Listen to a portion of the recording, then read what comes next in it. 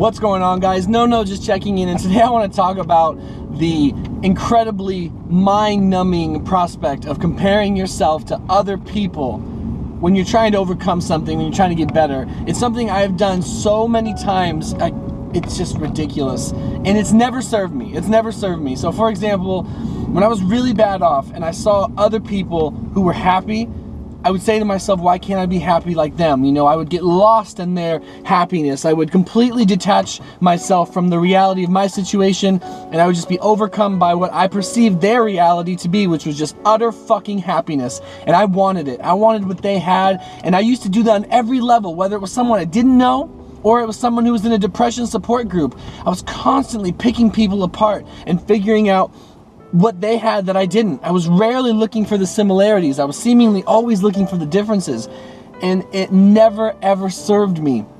Because one, we as depressives, alcoholics, anxious people, I don't know, the sensitive types of the world, I think we are constantly imagining other people's lives to be more than what they are. It's like we don't believe that they could possibly be going through the same shit as we are going through. Really selfish thinking.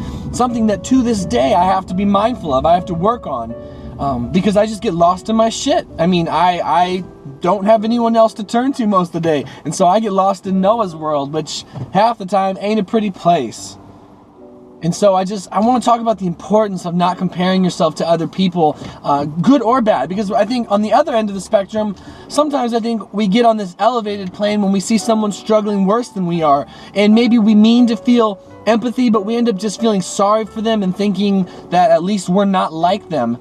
And that takes you away from community, that takes you away from connecting too. So I think the most important thing to do is to be reasonable in your perceptions.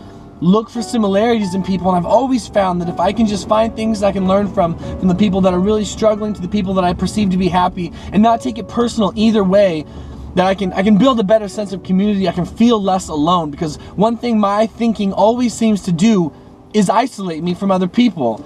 And I remember the very first time I believed anybody understood what I was going through and how much that changed me, and it opened me up to this idea that there were other people out there as well, beyond this one person. Because for the longest time, I just thought it was me and whatever I was facing. So if you feel like no one understands you, it's just not true. And I don't want you to take it personal when you see other happy people. Don't let other happy people make you think that you'll never be happy, or don't assume that they're happier than they seem. I mean, one thing's for sure, everybody has life. Whether you're more mentally stable or not, some people's journey is a lot more fucked up, and that's just the way it is. But it does not mean that you can't get to where you were meant to be. You are where you are. Your story will benefit someone else. You don't need someone else's. I used to think, oh man, if I just had this in a row, then I could be of use to someone, or even of use to myself. And that's bullshit.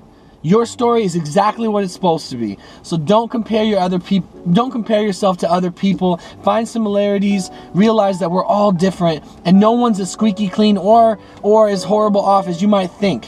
We're all just people trying, and it'll make a difference. I know that shit sounds preachy, but it was on my mind, and so I want to share it. You know, just remember that we're all perfectly broken. We're all just trying to figure this stuff out.